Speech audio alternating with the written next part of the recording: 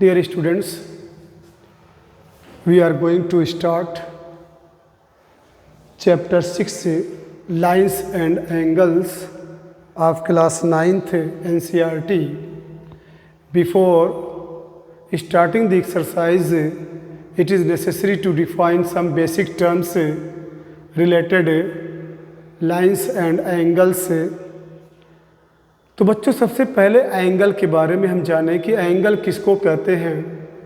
यहाँ पे आप देख रहे हैं कि two rays O A and O B having a common end point.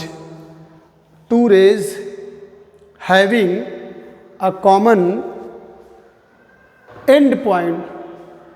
Two rays यहाँ पे आप देख रहे हैं दो रे है ओ ए और ओ बी। ओ ए और ओ बी दो रेज हैं जिनका एक कॉमन एंड पॉइंट है। बच्चों ये कॉमन एंड पॉइंट है, इसी को एंगल कहते हैं। इसको डिनोट करते हैं angle A O B. Angle A O B. Two rays दो रे ओ ए और ओ बी जिनका एक कॉमन एंड पॉइंट हो उसे एंगल कहते हैं। अब यहाँ पे बच्चों O को वर्टेक्स बोलेंगे और OA और OB को आर्म्स कहेंगे। आर्म्स उसकी भुजा, ठीक है। OA and OB are called side भी बोलेंगे, आर्म्स भी बोलेंगे और O को वर्टेक्स बोलेंगे। ये ध्यान दीजिएगा। इसके बाद मेजर ऑफ एन एंगल क्या है कि the amount of turning from OA to OB। Amount of turning है, कितना टर्न ले रहा है, कितना मुड़ रहा है, कितना घूम रहा है। कहाँ से? फ्रॉम OA से OB। OA से OB एंटी क्लॉकवाइज में। बच्चों इस क्लॉक में अगर कोई चीज़ मूव करती है तो इसे एंटी क्लॉकवाइज कहते हैं, और अगर कोई चीज़ इस डायरेक्शन में घूमती है तो इसे क्लॉकवाइज कहते हैं। तो यहाँ पे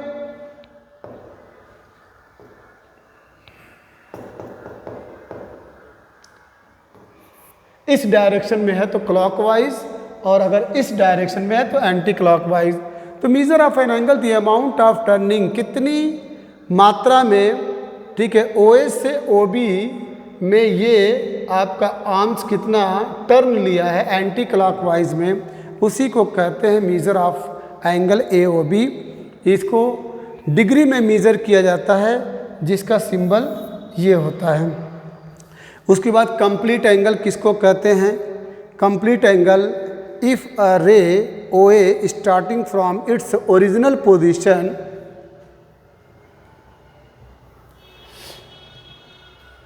कंप्लीट एंगल इफ अ रे OA, कोई अगर रे OA है जो starting from its original position से स्टार्ट हो रही है, अबाउट OA रोटेट कर रही OA के in the anti clockwise direction and after making a complete revolution, और एक पूरा चक्कर लगाने के बाद फिर से ओरिजिनल पोजीशन पे आ जाए तो हम कहते हैं कि ये 360 डिग्री एंगल से घूम गए। इसी को कंप्लीट एंगल कहते हैं। यहाँ पे आप देख रहे हैं कि एक रे OA है और इसके O के अबाउट अगर हम ऐसे मूव करें एंटी क्लॉकवाइज डायरेक्शन में, ऐसे मूव करके फिर हम अपनी ओरिजिनल पोजीशन पे पहुंच जाएं तो हम कहेंगे कि 360 डिग्री एंगल से हम घूम चुके हैं।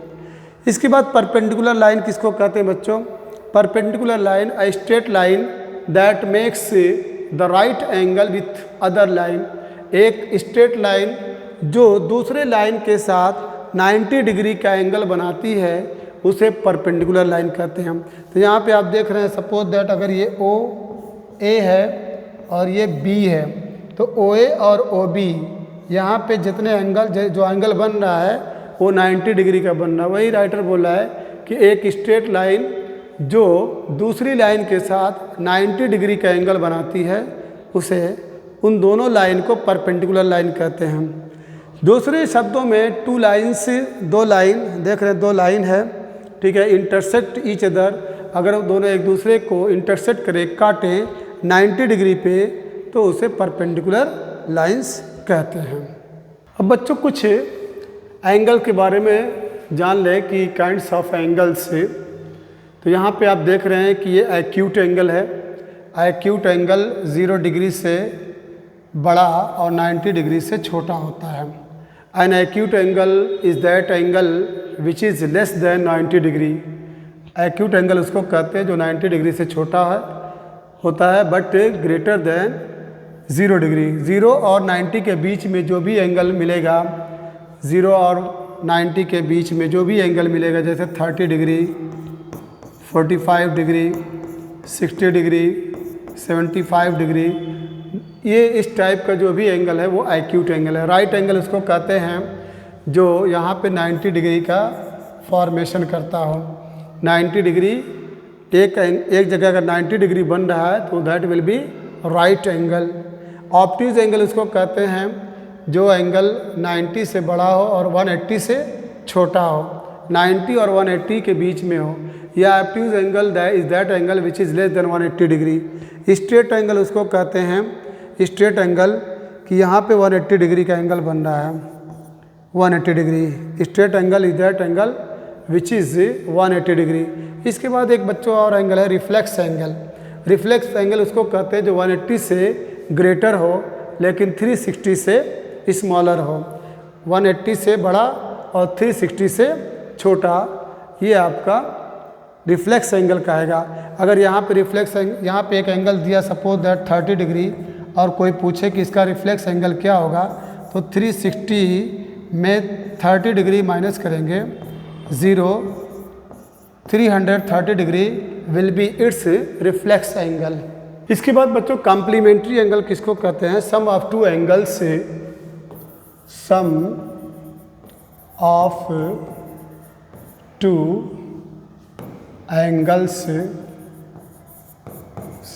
Two angles is 90 degree.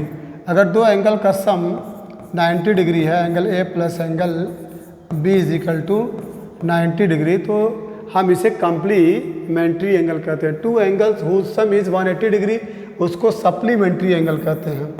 Supplementary angle,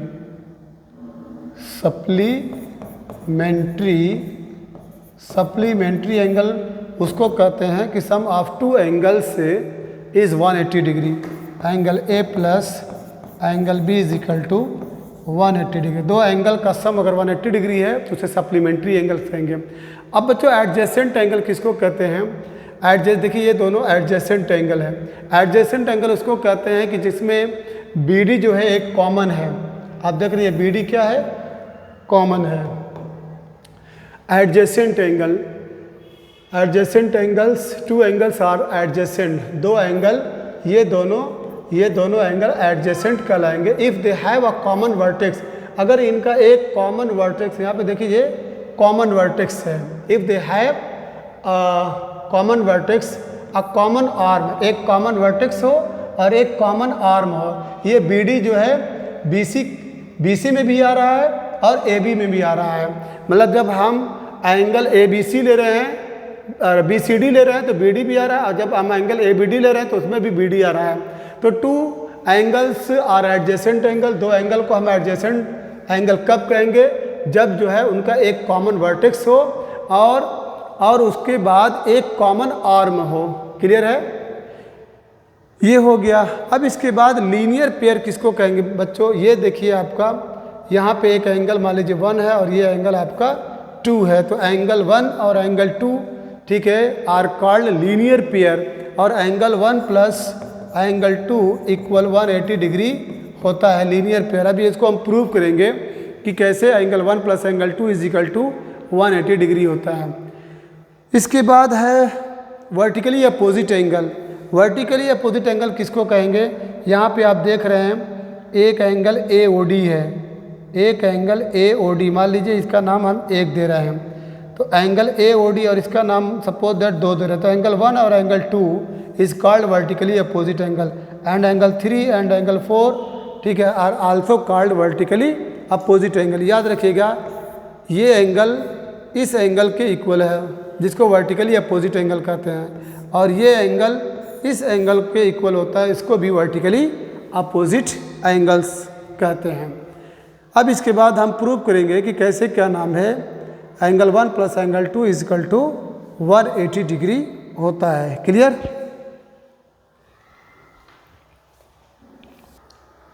अब इसके बाद बच्चों इंटरसेक्टिंग लाइन किसको कहते हैं? देखिए सारा टर्म्स जब आप जानते रहेंगे तो इसकी एक्सरसाइज लगाने में आपको कोई दिक्कत नहीं होगी। Intersecting lines and non intersecting line, यहाँ पे आप देख रहे हैं कि पी क्यू और आर एस ये दोनों नॉन इंटरसेक्टिंग लाइन्स हैं। P Q and R S दोनों कहीं एक दूसरे को कट नहीं कर रहे हैं, कहीं पे इंटरसेक्ट, कहीं पे मिल नहीं रहे हैं। तो P Q and R S R called non intersecting line, but R S and P Q R called intersecting line. Intersecting lines are those lines which meet at any point, जो कहीं पे मिलती हो या कहीं पे एक दूसरे को कट करती हैं। ये हो गया आपका। इसके बाद पेयर ऑफ एंगल्स किसको कहते हैं?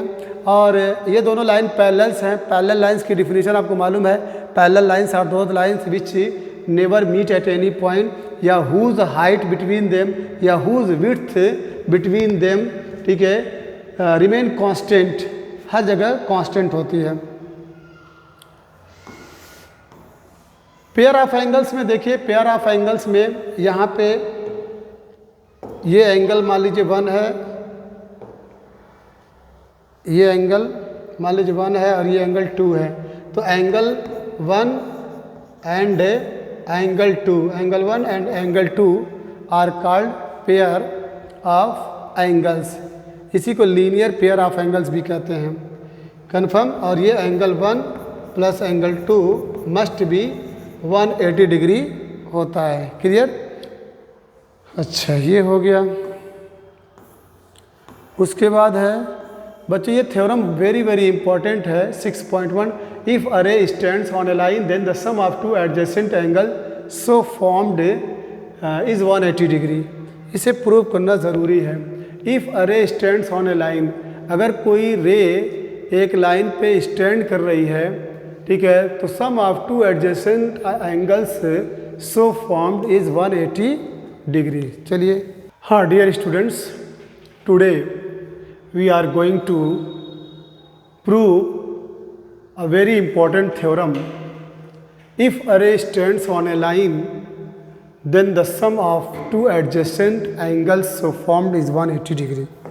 बच्चों यहाँ पे देखिएगा, एक रे है, CD एक रे है जो एक लाइन AB पे स्टैंड है, खड़ी है। तो then the sum of two adjacent angles, ये दोनों एंगल एडजेसेंट कहलाएंगे, ये दोनों एंगल एडजेसेंट कहलाएंगे। हमको ये प्रूव करना है कि एंगल ACD एंगल प्रूव करना है, to prove angle ACD plus angle BCD, angle BCD equal 180 degree. Angle ACD plus angle BCD equal 180 degree.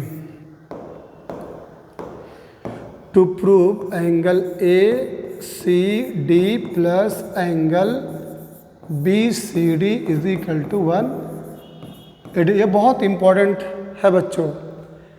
इसको प्रूव करने के लिए हम कंस्ट्रक्शन करेंगे, रचना करेंगे।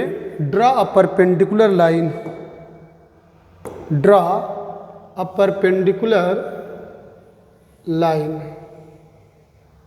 हम एक परपेंडिकुलर लाइन ड्रा करेंगे बच्चों, इसका नाम देंगे E। Draw a perpendicular line E। एक परपेंडिकुलर लाइन हमने ड्रॉ किया CE, यहाँ पे लिख सकते हैं कंस्ट्रक्शन में, कंस्ट्रक्शन,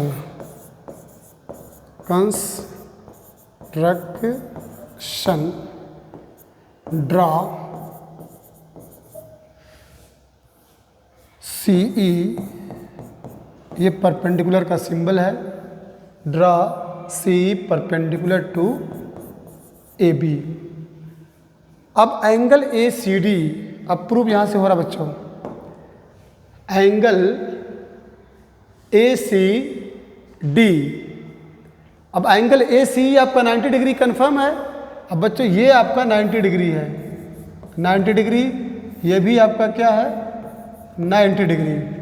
तो एंगल ए सी डी को आप क्या लिख सकते हैं, angle A C D equals angle A C E, angle A C E plus angle D C E, angle D C ई,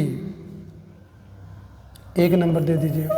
और एंगल बी सी डी को आप क्या लिख सकते हैं, एंगल बी सी डी को आप लिख सकते हैं angle B C E, angle B C E minus, पूरा ले लीजिए, angle B C E minus angle D C E, angle D C E, दोनों को ऐड कर दीजिए क्योंकि आप बोला sum of two adjacent angles.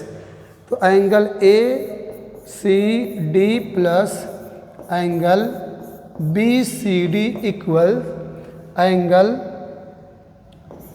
A C E, angle A C E plus angle D C E plus angle B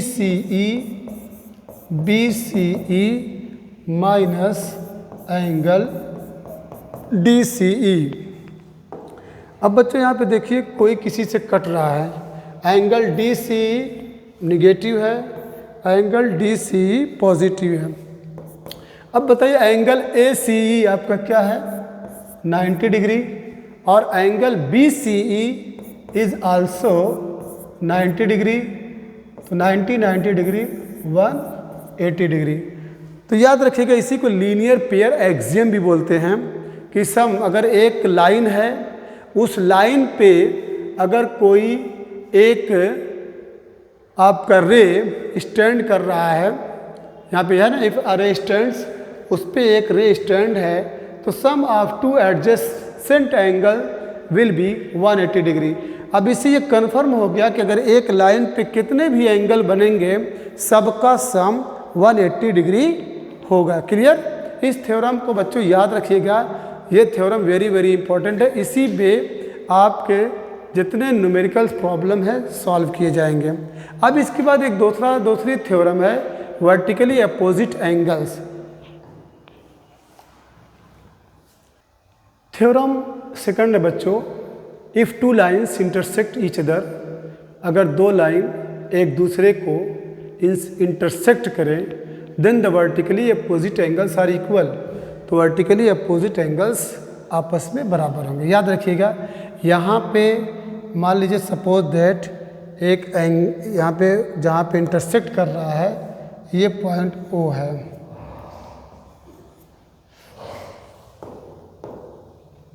कोई दूसरा colour ले लो, suppose that E. Vertically opposite angle का मतलब angle A O C is equal to angle B O D and angle A O D equals angle B O C. कहने का मतलब ये कि टू प्रूव करना है एंगल ए ओ सी ये इक्वल है एंगल बी ओ डी के, एंगल बी ओ डी, और angle A O D equal है एंगल बी ओ सी के। यही वर्टिकली अपोजिट एंगल्स है। तो सबसे पहले याद रखिए कि यहाँ पे C D is a straight line. चलिए सीन से प्रूव हो रहा है, सीन से C D is a straight line. C D एक स्ट्रेट लाइन है, सीधी रेखा है। And O A stands on, O A stand से on C D. O A जो है सी डी पे स्टैंड है, तो अभी आप इससे पहले की थ्योरम में प्रूव किए थे कि angle COA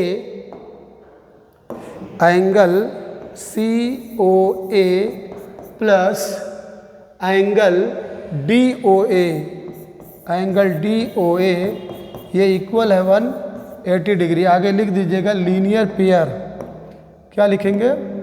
linear pair axiom, linear pair axiom अभी प्रूव किए थे। 1 नंबर इसको दे दीजिए। अब इसके बाद आपको क्या करना है कि AB is a straight line, AB is also a straight line। AB भी एक सीधी रेखा है। अब वहाँ पे क्या है कि OD stands on that line, OD stands on AB, OD stands on AB।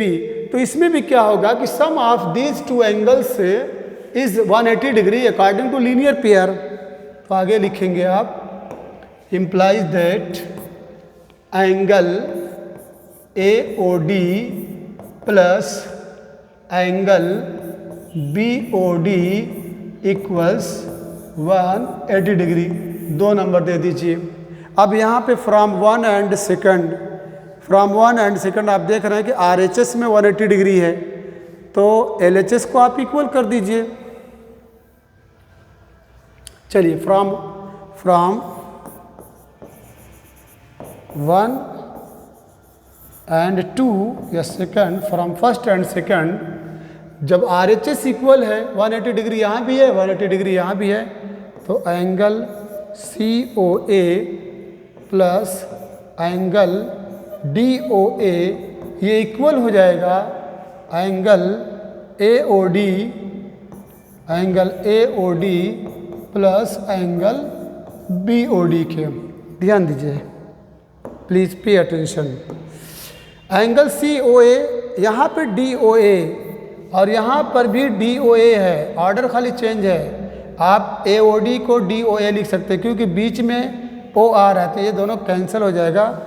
Angle C, यहाँ पे एंगल छूट गया, angle COA equal angle BOD, मिला लीजिए। एंगल COA यही है ना, एंगल COA ये इक्वल हो गया एंगल BOD के, मीन्स ये एंगल और ये एंगल आपस में सेम हो गया। सिमिलरली इसी तरीके से जैसे आपने ये लिया था कि CD is a straight line, उसके बाद आप ये भी बोल सकते हैं कि AB is a straight line. Hello, AB is a straight line and OC stands on AB। AB is a straight line and OC stands on AB, तो so angle AOC plus angle BOC is equal to 180 degree. इसको 1 number दे देंगे।